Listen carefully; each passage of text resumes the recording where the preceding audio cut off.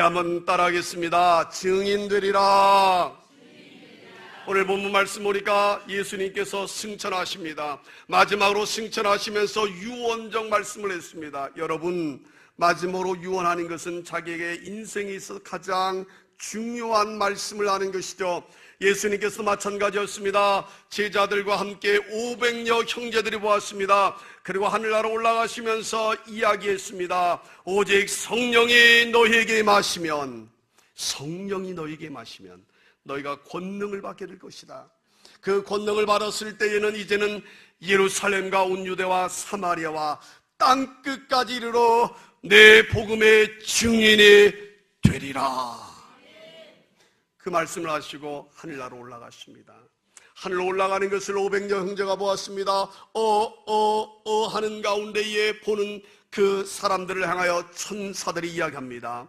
너희가 하늘로 올라간 그 예수를 보느냐? 그분은 올라간 그대로 다시 오리라 말씀해 주셨습니다. 이제 예수님이 다시 오실 것을 믿습니다. 우리 신앙의 완성은 예수님께서 다시 오셔서 새 예루살렘이 이 땅에 건설되어지는 것이죠. 지금에 있는 백성들이, 우리 예수 믿는 사람들이 천국에 있지만 그때는 다 함께 새 예루살렘에서 천국의 역사들을 일으키는 그날이 속히 도래하리라고 믿습니다. 예수님께서 올라가시면서 하신 마지막 지상 대위임령이 무엇입니까? 증인이 되라는 것입니다. 예수님이 이 땅에 오신 목적이 무엇이냐면요, 전도하기 위해서 오셨죠. 예수님이 이 땅에 성육신 하신 그 이유가 무엇이냐? 예수님은 오실 필요가 없습니다. 예수님은 하나님이십니다. 예수님은 하늘나라에 계신 하나님의 천국의 분이십니다. 그런데 이 땅에 죄를 지음으로 말미암아 선악과 사건으로 인하여 사람들이 죄를 짓게 되고 멸망의 길을 가고 지옥의 길을 걸어가게 되었습니다. 하나님을 불순종하고 하나님을 멀리하게 되었습니다. 그래서 하나님께서는 이들을 전도하기 위해서 인간의 몸으로 오셨던 것이죠. 육신의 몸으로 오신 인카네이션, 그분이 예수님인 것입니다. 하나님이신 그분이 이 땅에 오셔서 전도의 역사를 일으켜 주셨던 것입니다. 그리고 예수님께서 말씀하실 때도 나는 전도하기 위하여 이 땅에 왔다. 제자들을 부르셨습니다. 제자들을 부를 때 그들의 직업이 무엇이었냐면 어부들이었어요. 고기를 잡는 어부들이었어요. 직장의 어부들이었어요. 근데 그 어부들을 불렀습니다. 그들을 불러서 하나님의 위대한 역사를 창조합니다. 하나님의 손에 붙들을 받으니까, 하나님의 은혜 가운데 있으니까 그들이 세계를 변화시키는 능력의 종이 되고 하나님의 축복의 종이 되고 하나님의 은혜의 종이 되는 것을 믿습니다. 여러분도 마찬가지인 거예요. 저와 여러분이 하나님의 손에 붙들을 받게 되면, 오늘 말씀 보니까 성령이 임하시면 너희가 권능을 받는다 그랬어요. 우리의 문제는요, 돈의 문제가 아닙니다. 사람의 문제가 아닙니다. 환경의 문제가 아닙니다. 하나님의 성령을 받게 되어지면, 하나님의 은혜를 받게 되면 여러분의 하나님께서 주신 축복의 역사들이, 복락의 역사들이 넘쳐나게 될 줄로 믿습니다. 세계를 움직였던 믿음의 사람들을 보면 하나같이 한 달란트를 가진 사람이었습니다. 부족한 사람들이었습니다. 구두수선쟁이가 하나님의 손에 붙들을 받으니까 놀라운 위대한 사람이 되는 것을 볼 수 있습니다. 세리였던 마태가 하나님 손에 붙들을 받으니까, 예수의 손에 붙들을 받으니까 마태복음을 쓰면서 하나님의 위대한 종이 되는 것을 볼 수 있습니다. 어부 출신이었던 베드로가 하나님의 손에 붙들을 받으니까 예수 그리스도의 은혜의 가운데 거하게 되니까 하나님의 위대한 전도자가 되며 하나님의 놀라운 역사를 일으키게 되는 것입니다. 강철왕의 카네기가 예수의 손에 붙들을 받으니까, 하나님의 손을 붙들을 받으니까 그 기업을 축복하시고 하나님의 기업이 되게 하시며 하나님의 은혜의 역사가 일어나게 되는 것을 우리는 발견할 수가 있는 것입니다. 저와 여러분도 마찬가지입니다. 하나님의 손에 붙들을 받을 수 있는 은혜의 사람이 되게 되면 우리 속에 넘치는 하나님의 능력이 있습니다. 하나님의 은혜의 역사가 우리 가운데 흘러넘치며 여러분을 통해서 축복의 통로로 하나님의 영광의 도구로 쓰임받는 놀라운 역사가 있음을 믿습니다. 그러므로 우리의 문제는 무엇입니까? 믿음의 문제인 거예요. 우리가 주님 앞에 사로잡힘을 받는 것, 우리가 하나님 앞에 은혜 가운데 거하는 믿음의 사람이 될 때 우리를 통해서 하나님께서는 가정과 직장과 사업장 속에 영권과 물권과 인권을 부어주시는 권능의 역사가 있다. 예수님께서 마지막으로 승천하시면서 말씀하신 내용인 것입니다. 오직 성령이 너에게 임하시면, 이 말은 무엇입니까? 너가 예수를 믿게 되어지면, 너희가 은혜를 받게 되어지면, 너희가 말씀의 권능을 깨닫게 되어지면 너에게 권능이 임하게 된다, 축복이 임하게 된다, 변화가 있게 된다, 기쁨이 있게 된다, 하나님의 역사가 있게 되어진다, 하나님의 능력의 역사가 있게 된다. 여러분, 예수 믿는데 능력이 나타나지 않는다, 그건 거짓말이에요. 예수 믿으면 권능이 있습니다. 예수 믿으면 달라집니다. 예수 믿으면 변화되어집니다. 예수 믿으면 능력이 나타나게 되어 있습니다. 예수 믿으면 우리 안에 샘솟는 기쁨의 역사가 있게 되어지는 것입니다. 가정이 달라집니다. 환경이 달라집니다. 사람이 달라집니다. 그래서 야, 예수 믿고 달라졌네, 예수 믿고 권능 받았네 라는 것이 우리 안에 예수의 생명이 들어가게 되어 있는 것입니다.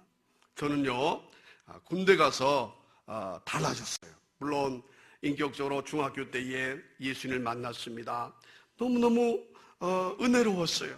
그때는 우리 교회가 건축할 때요, 서울에 저는 금성교회라는 데를 다녔어요. 그런데 건축할 때 지하에서 수요 예배 때에 찬송을 부를 때 은혜를 받았어요.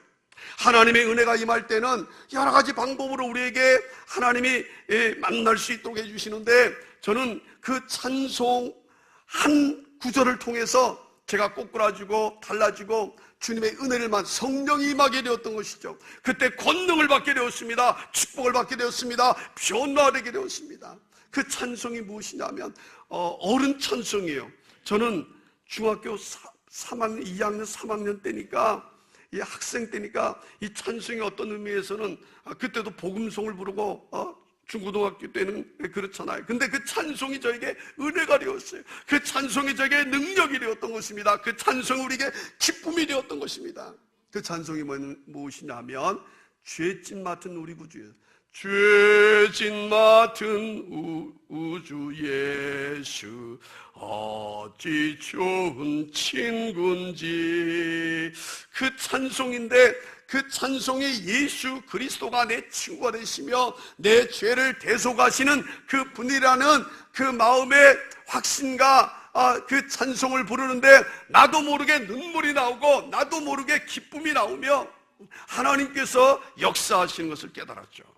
그때 저는 인격적으로 주님을 만났습니다. 예수님을 나의 하나님이라고 고백하는 그 시간이 있었습니다. 그러나 그 이후에 제 신앙이 좀 무디어지고 나태해졌어요. 여러분, 예수를 믿기도 하지만 예수를 믿었다고 해서 늘 성령이 충만한 것이 아니죠. 오늘 말씀은 성령이 임하시면, 성령이 충만하면 너희가 권능을 받는다고 그랬습니다. 우리가 은혜를 회복하게 되면 하나님의 권능이 임하게 되어지는 것이죠. 그런데 제가 군대 갈 때에 신앙이 좀 나태하고 침체가 되어졌어요. 청년 때에 좀 세상으로 나가는 그런 삶의 모습이 있었어요. 그런데 내가 군대를 감으로 말미암아 이제 새롭게 신앙생활을 하겠다. 그래서 군대 가서 얼마나 많이 두드려 맞았는지 그렇게 맞는 가운데서도 예수 그리스도의 은혜 안에, 예수의 말씀 안에 거할 때에 하나님께서 저를 통해서 놀라운 변화의 역사를 일으켜 주셨어요. 저는 군대에서 신앙을, 살아계신 하나님을 얼마나 많이 체험했는지 몰라요. 그 고난 가운데서도. 그런데 그 신앙의 모습이 지금 주의 종을 세울 수 있는 그런 신앙의 단단한 원동력이 되었던 것을 볼 수 있습니다. 사랑하는 성도 여러분, 저와 여러분도 예수 믿으면 달라지는 은혜의 역사가 일어날 수 있기를 주의 이름으로 축원합니다. 그 예수가 내 안에 생명력이 있게 되면 그 예수로 인하여 주체할 수 없는 하나님의 강력한 능력이 함께하기 때문에 그래요. 예수 믿으면 우리 가운데 하나님이 주체할 수 없는 그 기쁨을 수여할 수 있기 때문에 그 어떤 것도 바꿀 수 없다는 거예요. 그래서 사도 바울은 어떻게 고백하고 있습니까? 예수의 생명이 내 안에 있기 때문에 그 어떤 것도 그리스도의 사랑에서 끊을 수 없으리라 고백하고 있잖아요. 이게 여러분의 체험인 것입니다. 그래서 예수 그리스도 안에 있을 때에 환난이나 기근이나 위험이나 적신이나 칼이나 그 어떤 것도 끊을 수 없다는 것입니다. 그래서 어떤 분은 시어머님에게 그렇게 구박을 받고 그렇게 핍박을 받는데도 나는 예수 믿는 것만큼은 안 할 수가 없습니다. 그래서 결국 그 시어머니 예수 믿게 하고 남편 예수 믿게 하고 그 가정을 예수 믿게 하고 그렇게 이루어지는 은혜의 역사가 있게 되어지는 거예요. 예수의 놀라운 은혜의 역사가 나타나기 때문에 그런 것입니다.